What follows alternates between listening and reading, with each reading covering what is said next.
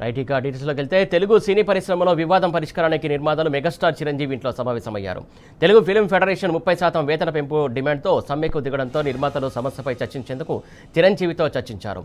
సమావేశంలో active Telugu film producers guild సభ్యులైనటువంటి Allu Aravind, Supriya Yarlagadda, Mythri Ravi, film chamber secretary Damodar Prasad, AL Narayana పాల్గొన్నారు.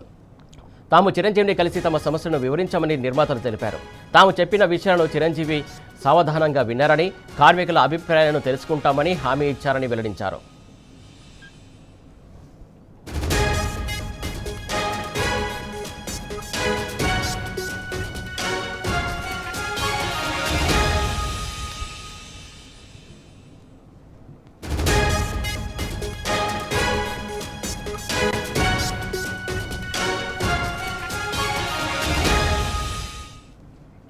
తెలుగు ఫిలిం ఫెడరేషన్ 2022లో చివరిసారిగా వేతనాలు సవరించినటువంటి తర్వాత 3 ఏళ్ల వ్యవధిలో 30% వేతన పెంపు ఒప్పందం ప్రకారం అమలు చేయాలని కార్మికులు డిమాండ్ చేస్తున్నారు. ప్రస్తుతం సినీ పరిశ్రమ ఆర్థిక నష్టాలు నడుస్తున్నటువంటి నేపథ్యంలో నిర్మాతలు పెంపును అంగీకరించడానికి సుముఖంగా లేరు.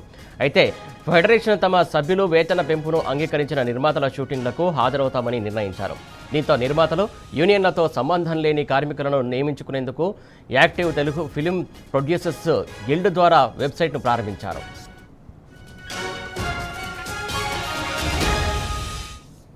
దీనికి సంబంధించి పూర్తి అప్డేట్స్ మా కరెస్పాండెంట్ శేఖర్ అందిస్తారు. శేఖర్, చెప్పండి. Thank you Suresh. నిర్మాతలకి తెలుగు ఫిలిం ఫెడరేషన్ మధ్య చర్చలు ఇంకా కొనసాగుతూనే ఉన్నాయి. అయితే ఇప్పుడు ఇంతకు ముందే లేబర్ కమిషన్ తోనే నిర్మాతల మండలి వాళ్ళు సంప్రదింపులు జరుగుతున్నాయి. ఈ రోజు ఉదయం ఫెడరేషన్ తోనే శ్రీ కళ్యాణ్ భేటీ అయ్యి వాళ్ళ యొక్క సమస్యలను తెలుసుకోవడం జరిగింది. అయితే ఏదేమైనా కానీ ఇద్దరి మధ్య మాత్రం ఇరు వైపుల నుంచి ఎలాంటి అంగీకారం మాత్రం ఇప్పటి వరకు రాలేదు. ఫెడరేషన్ వాళ్ళు మాకు కంపల్సరీ 30% పెంచాల్సిందని చెప్పి వాళ్ళు అంటున్నారు. ఇప్పుడున్న పరిస్థితుల్లో పెంచలేని పరిస్థితుల్లో మేమున్నామని చెప్పి నిర్మాతలు అంటూనే ఉన్నారు. అయితే కొంతమంది బయట నుంచి షూటింగ్ తీసుకొచ్చి షూటింగ్ చేయాలని ప్రైవేట్ వ్యక్తులతోని కొంతమంది నిర్మాతలు ప్రయత్నం చేస్తుంటే వాటిని ఆల్రెడీ ఫెడరేషన్ నుంచి కొంతమంది అడ్డుకోవడం జరిగింది. ఈ రోజు ఉదయం పూట మేకప్ మిల్ని అలాంటి వ్యక్తులను కొంతమంది అడ్డుకున్నారు షూటింగ్లో. ఏదేమైనా కానీ షూటింగ్లు మాత్రం పూర్తిగా ఆగిపోయినట్టే ఇండస్ట్రీలో, తెలుగు ఫిలిం ఇండస్ట్రీలో షూటింగ్లు ప్రస్తుతానికి జరగట్లేదు. జరిగిన 1-2 మాత్రం వీళ్ళు అడ్డుకుంటూనే ఉన్నారు. అయితే ఏదేమైనా కానీ ఇంకా ఈ విషయం మీద ఇంకా ఈ విషయం మీద పూర్తిగా ఎలా పెంచుతారా పెంచరా, వాళ్ళ డిమాండ్ ఏటికి ఒప్పుకుంటారు ఏటికి ఒప్పుకోరు అనేది మాత్రం ఇంకా సబ్జెక్టుతోనే ఉంది. ఇంకా చర్చలు జరుగుతూనే ఉన్నాయి. ఇప్పుడు లేబర్ కమిషన్ ఇప్పుడు నిర్మలతో ఈ రోజు మాట్లాడి రేపు ఫెడరేషన్ తో మాట్లాడి ఇరు వర్గాల మధ్య ఉన్న వీళ్ళేమంటున్నారు వాళ్ళు ఏమంటున్నారు, వాళ్ళు ఏం చెప్తున్నారు వీళ్ళు ఏం చేస్తారు, వీళ్ళ అన్ని తెలుసుకున్న తర్వాత ఇద్దరిని కూర్చోబెట్టి ఒకసారి లేబర్ కమిషన్ మాట్లాడిన తర్వాత దీని మీద ఒక నిర్ణయం తీసుకుంటారు. అయితే నేను సాయంత్రం నిర్మాతలు చిరంజీవి గారు నిర్మాత అందరూ కలిసి చిరంజీవి గారి ఇంట్లో భేటీ అయ్యి వాళ్ళ యొక్క సమస్యలను ఇప్పుడున్న ఇండస్ట్రీ ఉన్న పరిస్థితుల్ని చిరంజీవి గారి దృష్టికి తీసుకెళ్లడం జరిగింది. అయితే చిరంజీవి గారిని కలిసిన తర్వాత చిరంజీవి గారు ఫెడరేషన్ సభ్యులు కూడా చిరంజీవి గారిని కలిసి వారి సమస్యలు చెప్పిన తర్వాత ఇరు వర్గాల మధ్య జరిగే వాళ్ళ యొక్క సంభాషణలు విన్న తర్వాత చిరంజీవి గారు దీని మీద మాట్లాడతారనే అని అంటున్నారు. కాకపోతే ఇప్పటి వరకు మాత్రం ఇంకా ఎలాంటి నిర్ణయం ఇండస్ట్రీ నుంచి కానీ ఫిల్మ్ ఇండస్ట్రీ నుంచి కానీ ఫెడరేషన్ నుంచి కానీ తీసుకోలేదు. దీనికి ఇంకా మరికొంత టైం పట్టే అవకాశం, షూటింగ్లు అయితే పూర్తిగా ఆపడం జరిగింది. సురేష్, శేఖర్, ప్రధానంగా ఏదైతే యూనియన్లకు సంబంధం లేకుండా ప్రొడ్యూసర్లు కార్మికులను తీసుకోవాలనే అంశం తెర మీదకి వచ్చింది. మొత్తానికి దానికి సంబంధించి యూనియన్లు కూడా కొంచెం సీరియస్గా ఉన్నట్టు తెలుస్తుంది. దాన్ని ఎట్లా చూడాలి? అవును, అది ఆల్రెడీ ఈ రోజు షూటింగ్ ఉదయం పూట ఒక సినిమా షూటింగ్ జరుగుతుంటే ఆ షూటింగ్ లో మేకప్ మెన్ ని ఫెడరేషన్ సభ్యులు అడ్డుకోవడం జరిగింది, ప్రైవేట్ వ్యక్తుల్ని. అయితే ఇదన్నీ తాత్కాలిక సమస్యలు తప్ప ఇది దీర్ఘకాలంలో జరిగే విషయం కాదని చెప్పి అందరూ అంటున్నారు. ఇప్పటికెప్పుడు బయట వాళ్ళని నియమించుకొని షూటింగ్ జరగడం అనేది అది చాలా కష్టమైన కూడుకున్న విషయం. ఎందుకంటే 24 క్రాఫ్ట్స్ ఏదో మొత్తం అన్ని క్రాఫ్ట్ లో కూడా షూటింగ్ బంద్ చేయడం వల్ల అలా దీన్ని కాదని నిర్మాతలు షూటింగ్కి వెళ్ళి చేసుకునే పరిస్థితి అయితే ప్రస్తుతం కనిపించట్లేదు. Suresh, right, thank you Shekhar. అయితే ఇటు నిర్మాతల తీరుపై సినీ కార్మికులు బగ్గుమంటున్నారు. హీరోలకు 100 కోట్లు ఇస్తారు కానీ తమకు 100 రూపాయలు పెంచమంటే భయపెడతారా అంటూ నిలదీస్తున్నారు. లోకల్ టాలెంట్ని గుర్తించడం లేదని ఆవేదన వ్యక్తం చేశారు. డాన్సర్లు, హెయిర్ డ్రెస్సర్లు, లైట్మెన్లు ముంబై నుంచి తీసుకురావడం ఏంటని ప్రశ్నించారు. ముంబై నుంచి తీసుకొచ్చే వాళ్లకు పెట్టే ఖర్చులో సగం ఇచ్చిన బతుకులు మారతాయంటూ సూచిస్తున్నారు వారు. తమకు స్పష్టమైన హామీ రానందున 3వ రోజు కూడా సినీ కార్మికులు బంద్ కొనసాగుతోంది. 30% వేతనాల పెంపుపైనే ప్రధానంగా చర్చిస్తున్న కార్మికులు తమ బాధలను చిరంజీవికి వివరించేందుకు సిద్ధమయ్యారు. అయితే ఈ మీటింగ్స్పై ఆసక్తి నెలకొంది. అటు లేబర్ కమిషన్తో ఫెడరేషన్ నేతల చర్చలు రేపటికి వాయిదా పడ్డాయి. నిర్మాతల నిర్ణయంపై నెలకొన్న ఉత్కంఠ కొనసాగుతోంది.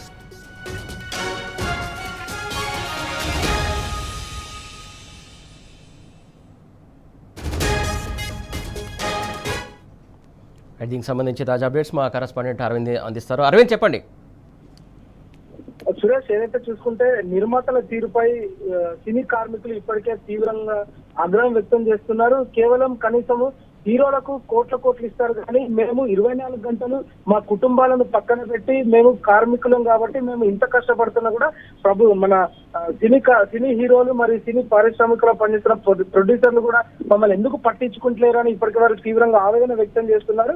ఎందుకంటే మన తెలుగు రాష్ట్రాల్లో ఉన్నతమైన టెక్నీషియన్స్ ఉన్నారు, ఉన్నతమైన టాలెంట్ కలిగిన వారు ఉన్నారు, ఉన్నతమైన కొత్తగా ఇన్నోవేటివ్ చేసేవారు ఉన్నారు. కానీ వాళ్ళందరినీ పక్కన పెట్టి ముంబై నుండి యాక్టర్లను తీసుకురావడం కానీ, ముంబై నుండి టెక్నీషియన్లను తీసుకురావడం కానీ, ముంబై నుండి లైట్స్ మెన్ కానీ, హెయిర్ డ్రైవర్స్ కానీ, మేకప్ ఆర్టిస్టులను కానీ, మిగతా సాఫ్ట్వేర్ కి సంబంధించిన డెవలపర్స్ కానీ, మరియు ప్రధానంగా చూసుకుంటే యానిమేషన్స్, విఎఫ్ఎక్స్ ఇట్లాంటి టెక్నికల్ గా చూసుకుంటే బయట దేశాల నుండి బయట రాష్ట్రాల నుండి తీసుకొస్తున్నారు. కానీ లోకల్ గా ఉన్న మమ్మల్ని ఎందుకు గుర్తిస్తలేరు? మాకు మా అసోసియేషన్ కూడా మాకు హామీ ఇవ్వాలి, ప్రతి ఒక్క నిర్మాత కూడా మాకు హామీ ఇవ్వాలి, ఎందుకు మా పైన ఇంత వివక్షత చూపుతున్నారని వాళ్ళు ఇప్పటికే తీవ్రంగా ఆగ్రహం వ్యక్తం చేస్తున్నారు. ఇప్పటికే సినీ హీరోలను ప్రముఖులను కూడా కలిసినారు. మరి నిర్మాతలు కూడా గతంలో చూసుకుంటే ప్రతి ఏడాది 10% పెంచుతామన్నారు. కానీ ఈ ఏడాది మాత్రం ఎందుకు పెంచలేకపోతున్నారని ఇప్పటికీ వారు మండిపడుతున్నారు. మరి ప్రధానంగా చూసుకుంటే ఇప్పటికీ 3 రోజుల నుండి ఇదే సమ్మె కొనసాగుతుంది. ఎక్కడికక్కడ షూటింగ్లు కూడా బంద్ చేసి కార్మికులు కూడా పోరుబాటు పట్టే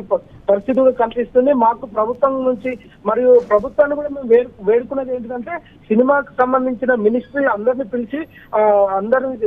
పిలిచి వాళ్ళు మీటింగ్ పెట్టి ప్యానెల్ తరపు నుండి మాకు న్యాయం చేయాలని కూడా వారు ఇప్పటికే డిమాండ్ చేస్తున్నారు. మరియు ప్రొడ్యూసర్లను కూడా వారు అడిగేది ఒకటే, కేవలం మీరు ఏదైతే హామీ ప్రకారం 30% వేతనాలు పెంచుతామన్నారు, అంటే ప్రతి సంవత్సరం 10% చూసుకున్నాం, 30% వేతనం కూడా పెంచాలని వాళ్ళు ఇప్పటికే ప్రధానంగా డిమాండ్ చేశారు. దానికి కూడా మీరు సానుకూలంగా స్పందించాలి. ఎందుకనంటే సినిమా స్టార్టింగ్ నుండి ఎండింగ్ వరకు కూడా మేము ప్రధానంగా అక్కడ ఉండి మేము దాని సమస్యలపై మేము పోరాటం చేసి మేము ఒక సినిమా హిట్ కు దారి తీసే వాళ్ళం. మేము కష్టపడుతున్నా కానీ ప్రభుత్వం మా పైన ఎందుకు పట్టించుకుంటలేదు? ప్రభుత్వం కూడా చర్యలు తీసుకొని ఫిల్మ్ అధికారులతో కానీ ప్రొడ్యూసర్లతో మాట్లాడి మాకు వేతనాలు పెంచాలని కూడా ప్రధానంగా వాళ్ళు డిమాండ్ చేస్తున్నారు. 2-3 రోజుల నుండి కూడా ఎక్కడ కూడా షూటింగ్లు బంద్ చేసి క్యారీవాన్స్ కానీ, మేకప్ ఆర్టిస్టులు కానీ, టైలర్స్ కానీ, అందులో ఉండే ప్రతి ఒక్క కార్మికులు కూడా పని బంద్ చేసి మరి నిరసన వ్యక్తం చేస్తున్నారు. అంటే ఏదైతే లేబర్ కమిషనర్ గారిని కలిస్తే కూడా లేబర్ కమిషనర్ వారు ప్రధానంగా తెలియజేసింది ఏంటంటే సానుకూలంగానే స్పందిస్తారు. మీరు అలా విధులు బహిష్కరించడం కరెక్ట్ కాదు. మీరు విధుల్లోకి వెళ్ళి మీ సమస్య ఉంటే అక్కడ అధికారులతో కానీ మరి ప్రొడ్యూసర్లతో కానీ వాళ్ళతో సంబంధించి మాట్లాడి మీకు ఎంతైతే వేతనాలు రావాలో అవి డిమాండ్ అది పెంచడానికి మీరు దోహదపడేలా చేసుకోవాలి. ప్రతి ఒక్కటి అంటే ఇప్పుడు వాళ్ళు కూడా చిరంజీవి గారు అపాయింట్మెంట్ కోసం అడిగారంటే ఆ 30% వేతనాలు పెంచాలి. ఎందుకంటే మీరు అంతకుముందుకు మా అసోసియేషన్ ప్రెసిడెంట్ గా చిరంజీవి మాజీగా ఉన్నారు. మరియు ప్రధానంగా అతను ఒక ఇండస్ట్రీకి పెద్ద కాబట్టి మా సమస్య తనకు చెప్తే పరిష్కరిస్తారు కాబట్టి నిర్మాతలను పిలిచి మాట్లాడతాడు కాబట్టి అని ఈ యొక్క నేపథ్యంలోనే ఇక్కడ ప్రతి ఒక్కరు కూడా చిరంజీవి గారు అపాయింట్మెంట్ కోసం చూస్తున్నారు. కానీ ఈ రోజు కనుక చిరంజీవి కొంచెం బిజీ షెడ్యూల్ ఉండడం వల్ల వారిని కలవలేకపోయాడు. మరియు ఏదైతే రేపటికి లేబర్ కమిషనర్ గారితో ఉండే వాయిదా కూడా రేపటికి వాయిదా పడడం జరిగింది. ప్రతి ఒక్కరు కూడా అంటే ఇంతవరకు సినిమా ఇండస్ట్రీలో ఒక హీరో పాపులర్ కావాలంటే కింద టెక్నీషియన్స్ కానీ మరి బ్యాక్గ్రౌండ్ ఉన్న వ్యక్తులు కానీ అందరూ పనిచేస్తేనే వాళ్ళు ఇంత స్థాయికి వచ్చారు. కానీ మమ్మల్ని ఎందుకు గుర్తిస్తలేరని ఇప్పటికి కూడా వాళ్ళు తీవ్రంగా ఆగ్రహం చేస్తున్నారు. 30% వేతనాలు పెంచండి, దాని తర్వాతనే మేము విధిలోకి వస్తామని కూడా వాళ్ళు స్పష్టం చేశారు. Suresh, right, thank you Arvind.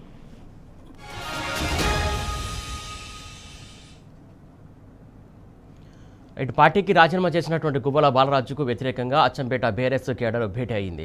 పార్టీని వీడినటువంటి గువ్వల బాలరాజు వెంట వెళ్లే ప్రసక్తి లేదని తేల్చి చెప్పారు. అచ్చంపేటలో బీఆర్ఎస్ పార్టీ బలమైన శక్తిగా ఉందని, ఇక్కడికి కొత్త ఇన్ఛార్జిగా ఎవరు వచ్చినా అందరం కలిసికట్టుగా సహకరిస్తామని వారన్నారు. కార్యకర్తలు ఎవరు కూడా కన్ఫ్యూజ్ కావద్దని, తమ నాయకుడు కేసీఆర్ తమ పార్టీ బీఆర్ఎస్ఏనని స్పష్టం చేశారు. స్థానిక సంస్థల ఎన్నికల్లో అన్ని గ్రామాల్లో గులాబీ జెండాలు ఎగిరేలా పనిచేయాలని పిలుపునిచ్చారు.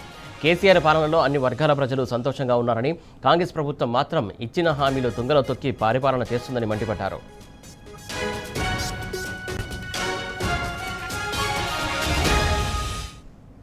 రైట్, దీనికి సంబంధించి పూర్తి అప్డేట్స్ మా కరెస్పాండెంట్ శేఖరాచారి అందిస్తారు. శేఖరాచారి గారు చెప్పండి. సురేష్, నాగర్ కర్నూలు జిల్లా అచ్చంపేట నియోజకవర్గానికి సంబంధించినటువంటి మాజీ ఎమ్మెల్యే బీఆర్ఎస్ లో ఉండి ఎమ్మెల్యే గెలుపొందినటువంటి ఘటనలో 2 పర్యాయాలు ఇక్కడ ప్రాతినిధ్యం వహించాడు. అయితే ప్రస్తుతము ఆయన పార్టీకి రాజీనామా చేశారన్న నేపథ్యంలో ఇక్కడ ఈ రోజు అచ్చంపేట నియోజకవర్గ కేంద్రంలో బీఆర్ఎస్ శ్రేణులంతా కలిసి ఒక సమావేశాన్ని ఏర్పాటు చేసుకున్నారు. అయితే ఈ సమావేశం అంతా కూడా గువ్వల బాలరాజుకు వ్యతిరేకంగా సమావేశం నిర్వహించారు. మేము బీఆర్ఎస్ లోనే ఉంటాం, బీఆర్ఎస్ లోనే కొనసాగుతాం, ఎట్టి పరిస్థితుల్లో వేరే పార్టీకి పోయేది లేదు, గువ్వల బాలరాజు వెంట పోయే ప్రసక్తే లేదని చెప్పేసి ఇప్పటికైనా గువ్వల బాలరాజు ఒకసారి పునరాలోచించుకోవాలి. గతంలో కష్టాల్లో ఉన్నప్పుడు తర్వాత మేమంతా కూడా ఆయనకు వెంట ఉన్నాం, ఆయన గెలిపించాం, పార్టీని నమ్ముకొని ఉన్న వాళ్ళం మేము. ఒకసారిగా మీరు సొంత నిర్ణయం తీసుకుంటే మా పరిస్థితి ఏంటి, అసలు మేము వేరే పార్టీలకు ఎలా వస్తాము, మేము గ్రామాల్లో మీ గెలుపు కోసం గిరిగీసి కొట్లాడిన వాళ్ళం, ఇప్పుడు ప్రస్తుతం ఉన్న ఫలంగా నువ్వు పార్టీ మారుతానని చెప్తే మా పరిస్థితి ఏంటి అని చెప్పేసి మేము పార్టీ పుట్టినప్పటి నుంచి కూడా చాలా మంది పార్టీలోనే ఉన్నాం, మేము చచ్చే వరకు కూడా పార్టీలోనే ఉంటాం, పార్టీ ఏ ఆదేశాలు ఇస్తే ఆదేశాలు తూచా తప్పకుండా పాటిస్తాం, ఇంకెవరినైనా ఇన్ఛార్జ్ ఇచ్చినా వాళ్ళ పూర్తి స్థాయిలో సహకరిస్తాం, రాబోయే స్థానిక సంస్థల్లో ఎన్నికల్లో కూడా పూర్తి స్థాయిలో ఇక్కడ అచ్చంపేటలో గ్రామాన గులాబీ జెండా ఎగురవేసేందుకు కృషి చేస్తాం. అచ్చంపేట నియోజకవర్గంలో ఇప్పుడు పార్టీ పటిష్టంగా ఉంది. ఈ పటిష్టంగా ఉన్నటువంటి క్రమంలో ఉన్న ఫలంగా పార్టీకి రాజీనామా చేసి పార్టీని బదనాం చేసే మాటలు మాట్లాడడం సరి అయింది కాదు. మరి వెళ్తున్నందుకు బాధగా లేదు, కానీ పార్టీని బదనాం చేస్తున్నందుకు బాధగా ఉందని చెప్పేసి కూడా వాళ్ళంతా కూడా సమావేశంలో తేల్చి చెప్పినటువంటి పరిస్థితి కనిపించింది. అయితే మొత్తంగా చూసినట్టయితే సమావేశము అనుకోకుండా అకస్మాత్తుగా అప్పటికప్పుడు కొంతమందితో పెట్టుకోవాలనుకున్నారు. విషయం తెలుస్తున్నటువంటి వాళ్ళు కూడా చాలా మంది వచ్చారు. త్వరలోనే పెద్ద సమావేశం ఏర్పాటు చేస్తాను అని చెప్పేసి దీనికి అధిష్టానం నుంచి కూడా వస్తారని చెప్పేసి అక్కడ చెప్పడం జరిగింది. ఏదేమైనప్పటికీ ఇక్కడ ఇది నడుస్తున్నటువంటి క్రమంలోనే గువ్వల బాలరాజు తన నివాసం వద్ద కూడా ముఖ్య అనుచరులతో ఒక సమావేశం ఏర్పాటు చేశారు. ఆ ముఖ్య అనుచరుల సమావేశంలో చాలా మంది కూడా ముఖ్య అనుచరులు అయితే ఇక్కడ వేరే బీఆర్ఎస్ పార్టీకి సంబంధించినటువంటి సమావేశంలో అటెండ్ అయ్యారు. కొంతమంది మాత్రం అక్కడ అటెండ్ అయినట్లుగా మనకు తెలుస్తా ఉంది. ఆ వచ్చిన వారంతా కూడా మీరు పార్టీ మారొద్దు అని చెప్పేసి ఏమైనా సమస్యలు ఉంటే అధిష్టానం దగ్గర చెప్పుకుందాం, పార్టీ మారితే మనకు భవిష్యత్తు ఉండదు, ఎట్టి పరిస్థితుల్లో ఏ పార్టీ పోయినప్పటికీ కూడా మనకు ఇలాంటి అవకాశాలు ఉండవు, తర్వాత మనం ప్రజలకు సేవ చేయాలంటే ఇదే పార్టీలో కొనసాగాలని చెప్పేసి కూడా అక్కడికి వచ్చినటువంటి ఆయన అనుచరులలో దాదాపుగా 95% మంది మాత్రం ముక్త కంఠంతో అదే చెప్పారు, మీరు ఎట్టి పరిస్థితుల్లో పార్టీ మారొద్దు, మేము మాత్రం బీఆర్ఎస్ లో కొనసాగుతామన్నట్టుగా వాళ్ళు తేల్చి చెప్పినటువంటి పరిస్థితి కనిపించింది. ఏదేమైనప్పటికీ అచ్చంపేటలో బీఆర్ఎస్ పార్టీ బలంగా ఉందని చెప్పేసి కూడా ప్రగాఢంగా నమ్మడమే కాదు, గతంలో కూడా ఎన్నో అభివృద్ధి కార్యక్రమాలు కేసీఆర్ పీరియడ్ లో చేశాం. ఇప్పుడు కాంగ్రెస్ వచ్చిన తర్వాత కూడా చాలా మంది ప్రజాభిప్రాయ సేకరణ పెట్టినప్పటికీ కూడా ఇప్పుడు కాంగ్రెస్ వచ్చినాక అసలు ఎలాంటి అభివృద్ధి లేదు, చాలా ఇబ్బందులు ఎదుర్కొంటారని ప్రజలు అంటున్నారు. మనం రాబోయే ఎన్నికల్లో ఆదరించేందుకు ప్రజలు సిద్ధంగా ఉన్నటువంటి క్రమంలో ఇలాంటి నిర్ణయాలు తీసుకోవడం చాలా పెద్ద పొరపాటు అని చెప్పేసి కూడా ఇక్కడ బీఆర్ఎస్ శ్రేణులు చెప్తున్నటువంటి పరిస్థితి కనిపిస్తా ఉంది. మా నాయకుడు కేసీఆర్, మా పార్టీ గులాబీ బీఆర్ఎస్ పార్టీలోనే మేము జీవితాంతం కొనసాగుతామని చెప్పేసి కూడా వాళ్ళు తెలిసి చెప్పినటువంటి పరిస్థితి కనిపిస్తా ఉంది. Right, thank you Shekharachari.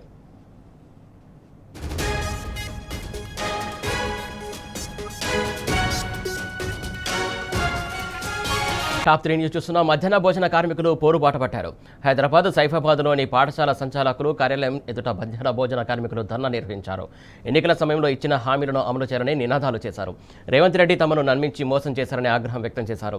ప్రభుత్వ పాఠశాలకు ఉచితంగా గ్యాస్ సరఫరా చేయాలని, పెరిగినటువంటి ధరల దృష్ట్యా మెనూ ప్రకారం భోజనం పెట్టాలంటే అదనంగా బడ్జెట్ కేటాయింపులు చేయాలని కోరారు. ప్రభుత్వం వెంటనే పెండింగ్ బకాయిలో జీతాలు చెల్లించాలని, ఇచ్చిన హామీ మేరకు వేతనం పెంచాలని, ఈ కువే ద్వారా కాకుండా గ్రీన్ ఛాలెంజ్ ద్వారా చెల్లింపులు చేయాలని డిమాండ్ చేశారు. పోలీసులు తమను అడ్డుకొని అరెస్టు చేయడం దారుణమని మండిపడుతున్నారు. ఈ కార్యక్రమంలో మధ్యాహ్న భోజన పథకం కార్మికుల సంఘం రాష్ట్ర జనరల్ సెక్రటరీ రమ తదితరులు పాల్గొన్నారు.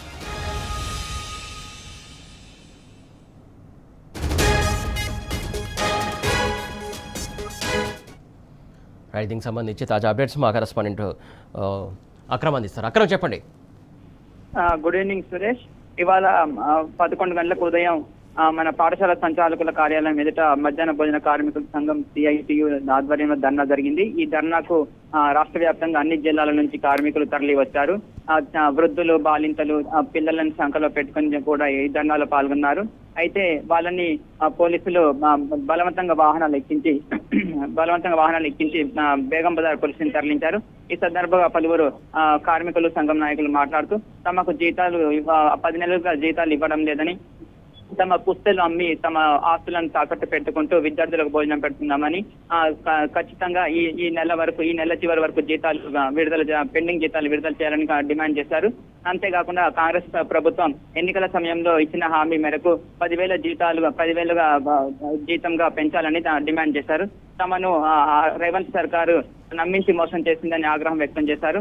అంతేకాకుండా తమ ఇప్పుడు వర్షాకాలం కాబట్టి కట్టెలు వానలు తడవడం వల్ల పొగ వస్తుందని, దీంతో తమ ఆరోగ్యం పాడవుతుందని, అలాగే పాఠశాలలో కూడా విద్యార్థులకు అసౌకర్యం కలుగుతుందని, తమకు వెంటనే ఉచితంగా గ్యాస్ సరఫరా చేయాలని డిమాండ్ చేశారు.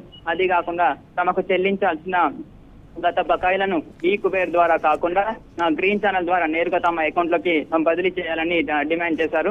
అంతేకాకుండా తమకు ఇన్ని నెలలుగా కనీసం ఇచ్చే జీతం కూడా ఇవ్వడం లేదని ఆవేదన వ్యక్తం చేశారు. తమ ఆర్థిక పరిస్థితి బాగాలేదని, తమ ఆర్థిక పరిస్థితి బాగాలేకపోవడంతో తమ జీవితాలు ఎలా గడపాలని ఆందోళన వ్యక్తం చేశారు. కంట కన్నీరు పెట్టారు. వృద్ధులు సైతం ఈ ధర్నాలో పాల్గొన్నారు. అక్కడ దీంతో ఉదయం నుంచి మధ్యాహ్నం వరకు ఉద్రిక్త పరిస్థితులు నెలకొన్నాయి. Suresh, right, thank you Akram.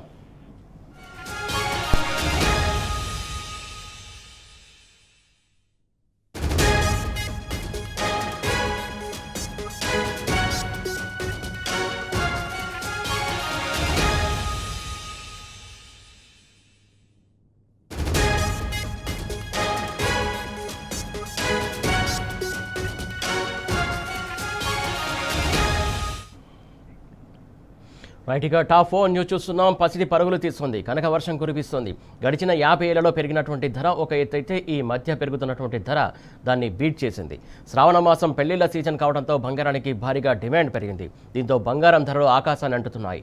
ఇవాళ బంగారం ధర తులంపై ఏకంగా 820 రూపాయలు పెరిగింది. బంగారంతో పాటు వెండి ధర కూడా చుక్కలు చూపిస్తుంది. కిలో వెండి ధర ఏకంగా 2000 పెరిగింది. మంగళవారం 24 క్యారెట్ల 10 గ్రాముల బంగారం ధర 820 పెరిగి 1,02,220 వద్ద కొనసాగుతోంది. అలాగే 22 క్యారెట్ల బంగారం ధర 750 రూపాయలు పెరిగి 93,700 వద్ద ట్రేడ్ అవుతోంది. అదే సమయంలో వెండి ధర కూడా పెరుగుతోంది. కిలో వెండి ధర ఏకంగా 2000 పెరిగి 1,15,000 వద్ద కొనసాగుతోంది. బెంగళూరు, ఢిల్లీ, ముంబై, కోల్కతాలో కూడా బంగారం ధరలు ఇదే విధంగా ఉన్నాయి. కాకపోతే చెన్నైలో మాత్రం పసిడి మరో 10,000 ఎక్కువ ధర పలుకుతుంది. ప్రస్తుతం బులియన్ మార్కెట్కు మంచి డిమాండ్ ఉంది. అయితే ధర రోజు రోజుకు పెరుగుతుండడంతో మార్కెట్ వెలవెలబోతోంది. అంతర్జాతీయంగా నెలకొన్న పరిస్థితుల ప్రభావం బులియన్ మార్కెట్పై చూపిస్తుంది. దీంతో ఇన్వెస్టర్ల పెట్టుబడులు పెరగడంతో ధర ఆకాశాన్ని అంటింది.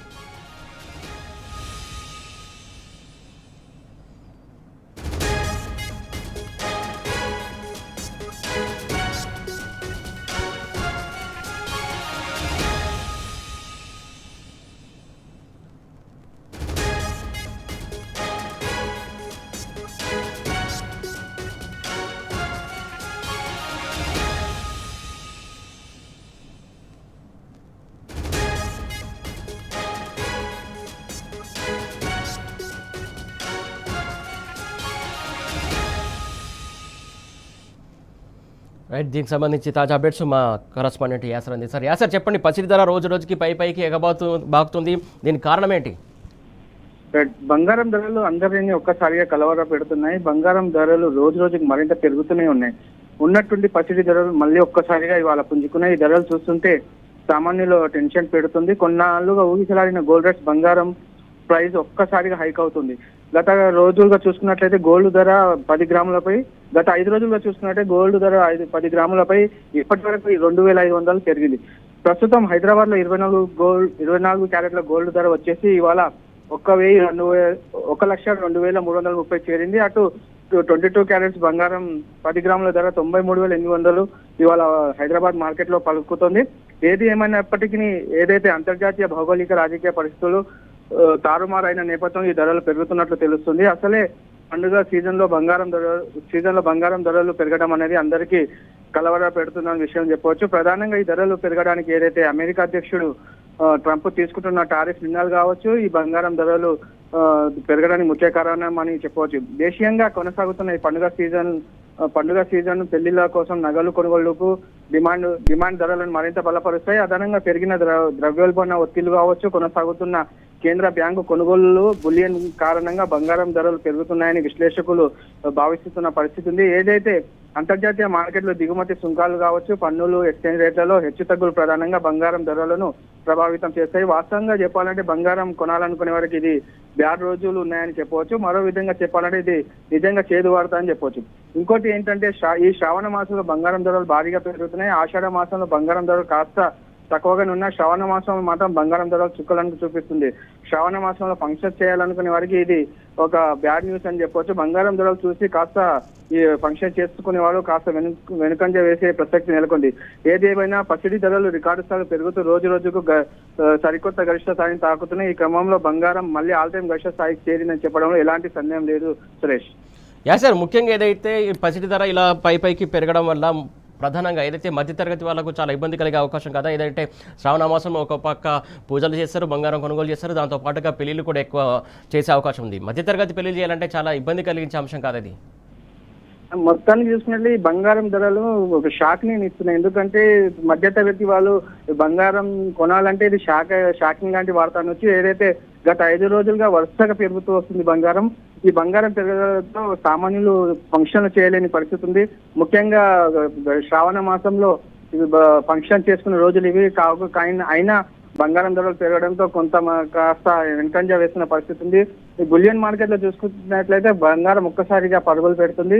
ఈ పరుగులు పెట్టడాన్ని అటు ఇంటర్నేషనల్ పరంగా కావచ్చు, దేశ అనిశ్చితి వల్ల రేట్లు పెరుగుతున్నాయి. మరోవైపు సురక్షిత పెట్టుబడులపై బంగారంపై చాలా మంది పెట్టుబడులు పెడుతున్నారు. ఈ కారణంగా బంగారం ధరలు ఒక్కసారిగా జంప్ అవుతున్నాయి.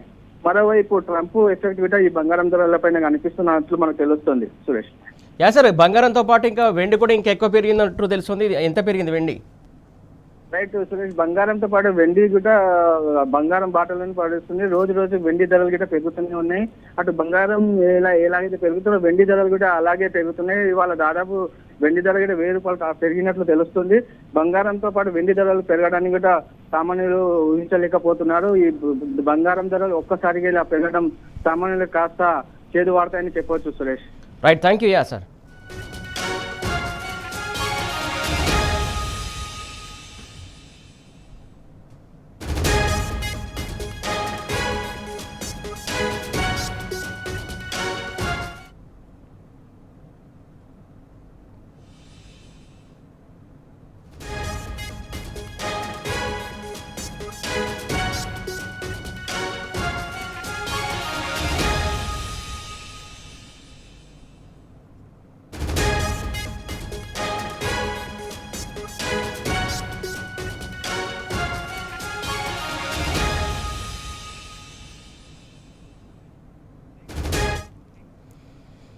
ఇప్పుడు మరో షార్ట్ బ్రేక్ తీసుకుందాం. బ్రేక్ తర్వాత మీద అప్డేట్ చూద్దాం.